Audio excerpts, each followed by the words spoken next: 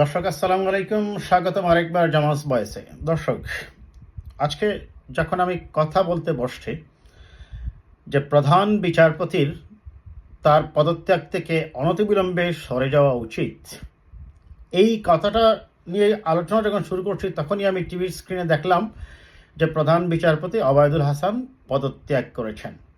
কাকতালীয় একটি ঘটনা ঘটেছিল দর্শক। আমাদের শাহজালাল বিশ্ববিদ্যালয়ের প্রাক্তন ছাত্রছাত্রীদের পক্ষ থেকে একটি প্রতিবাদ সভা ছিল দেশে নির্বিচারে ছাত্রছাত্রীদেরকে হত্যা করা এবং মানুষকে হত্যা করার ব্যাপারে। আমাদের সেই শিডিউল প্রতিবাদটা মূলত যখন আমরা করব ওই দিন সকালবেলায় প্রধানমন্ত্রী শেখ হাসিনা ওয়াজেদ পালিয়ে যান, যার ফলে আমাদের সেই শিডিউল প্রতিবাদটা হয়ে যায় তখন সেলিব্রেশনে।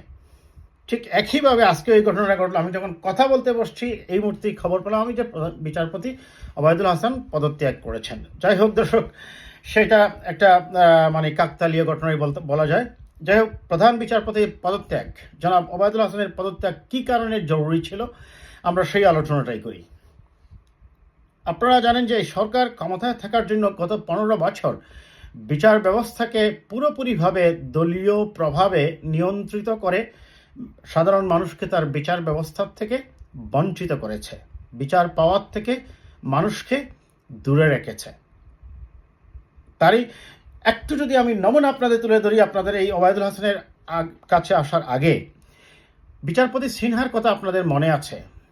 একজন প্রধান বিচারপতি দেশের সকল নাগরিকের বিচার করতে পারেন শুধুমাত্র রাষ্ট্রপতি ছাড়া। এমনকি দেশের প্রধানমন্ত্রীও প্রধান বিচারপতির রায়ে তার ক্ষমতা হারাতে পারেন, সেটি সংবিধান বলে। সেই বিচারপতি সিনহা যতদিন পর্যন্ত সরকারের কথা শুনে জি হুজুর করেছেন ততদিন তিনি ছিলেন। যখনই তিনি তার নীতি নৈতিকতার কাছে প্রশ্ন করে দেখেছেন যে তিনি হেরে যাচ্ছেন নৈতিকতার কাছে, তিনি কথা বলেছেন, চেষ্টা করেছেন রায় দিতে, তখনই তাকে ডেকে এনে অপমান করে দেশ ছেড়ে পালিয়ে যেতে বাধ্য করা হয়েছিল। হায় নিয়তি, আজ প্রধানমন্ত্রী আপনি দেশ ছেড়ে পালিয়ে গেলেন। সেই প্রধান বিচারপতি সিনহাকে শুধুই যে দেশ ছেড়ে পালিয়ে যেতে হয়েছে তা নয়, তাকে অপমান করে দেশ থেকে বিদায় করা হয়েছে। একটি স্বৈরশাসক, অটোক্রেটিক সরকার বা ফ্যাসিবাদী সরকার তার ক্ষমতাকে ধরে রাখার জন্য এটি করে, তাকে রাষ্ট্রের বিভিন্ন অর্গান, বিভিন্ন স্টেক হোল্ডারগুলোকে তারা তাদের নিয়ন্ত্রণে নিয়ে আসে, তারা কিছু অলিগার্ক সৃষ্টি করে। সাবেক এই পতিত স্বৈরাচার সেই কাজটি করেছিল। তারপরে খায়রুল হক, যিনি পুরো বিচার ব্যবস্থাকে একটা মেস আপ করে দিয়ে গেছেন, বিচার ব্যবস্থাকে করেছেন ডিভালুয়েশন, ডিমোরালাইজ, যার ফলে এই বিচারক নিয়োগ এবং বিচারপতি, প্রধান বিচারপতি হয় সাধারণত প্রধান বিচারপতি। দর্শক, আমাদের একটা বদ্ধ ধারণা আছে আমাদের সমাজে, আমরা অনেকেই দেখি যে অন্য বিচারকদেরকেও তারা বিচারপতি বলে থাকেন। মূলত প্রধান যিনি, তিনি হন প্রধান বিচারপতি আর বাকিরা বিচারকই হন। যাই হোক, আমি সেই আলোচনায় যাচ্ছি না। সেই খায়রুল হক করেছেন মেসআপ পুরো বিচার ব্যবস্থাকে। এখন অভ্যুত্থানের পর, গণ অভ্যুত্থানের মধ্য দিয়ে স্বৈর শাসকের পতনের পর খুব সঙ্গত কারণে তার যে স্টেক হোল্ডারগুলা বিভিন্ন জায়গায় বসে আছে, কিছু সাংবিধানিক অতীব গুরুত্বপূর্ণ পদ আছে যেগুলো যে কোনো সময় বিপজ্জনক হয়ে যেতে পারে। কাজেই এই প্রধান বিচারপতির অপসারণটা ছিল অত্যন্ত জরুরি এবং ইমার্জেন্সি ওয়েতে করানো প্রয়োজন ছিল। সেটা আজকে হয়েছে। আমি যখন কথা বলছি তার কিছুক্ষণ আগেই তিনি পদত্যাগপত্র জমা দিয়েছেন। এখন প্রশ্ন হচ্ছে, কেনই বা এত জরুরি ভিত্তিতে তার পদত্যাগপত্রটা সরানোর প্রয়োজন ছিল? আপনারা জানেন যে সজীব ওয়াজেদ জয়, সাবেক বিদায়ী প্রধানমন্ত্রীর ছেলে, একের পর এক, আমরা মনে করি সেটা শেখ হাসিনা ওয়াজেদের কনসার্ন নিয়েই তিনি এই ভিডিওগুলো একের পর এক করে যাচ্ছেন। তিনি একবার বলছেন তার মা বৈধ প্রধানমন্ত্রী, তিনি প্রধানমন্ত্রী আছেন, তাকে এখনো সরানো হয়নি, তিনি পদত্যাগপত্র জমা দেননি। তিনি আরেকবার বলছেন তত্ত্বাবধায়ক সরকারকে আমরা মেনে নিয়েছি, আরেকবার বলছেন তত্ত্বাবধায়ক সরকার যদি নির্বাচনের তফসিল ঘোষণা করে তবেই তার মা দেশে ফেরত আসবেন এবং নির্বাচন করবেন, নির্বাচন মোকাবেলা করবেন, ইত্যাদি ইত্যাদি। তিনি বিভিন্ন রকম কি বলা যায়, দোদুল্যমান বা এটাকে কি বলা যায়, ফিকেল মাইন্ডেড, বা আমি শব্দটা আসলে খুঁজে পাচ্ছি না দর্শক। যাই হোক, মানে কোনো সিদ্ধান্তে স্থির থাকতে পারতেছেন না, স্টেবল থাকতে পারতেছেন না, স্টেশনারি নয়। তিনি always he is moving and giving his opinion in different direction, এবং কন্টিনিউয়াসলি তিনি বাংলাদেশের বিরুদ্ধে ইন্ডিয়ান টিভি চ্যানেলগুলোতে বিবৃতি দিয়েই যাচ্ছেন। কখনো বলছেন বাংলাদেশ মৌলবাদী রাষ্ট্র হয়ে গেছে, কখনো বলছেন তিনি স্বাধীনতা বিরোধীদের দখলে চলে গেছে, কখনো বলছেন পাকিস্তানি এনএসআই এর এজেন্টে চলে আসছে।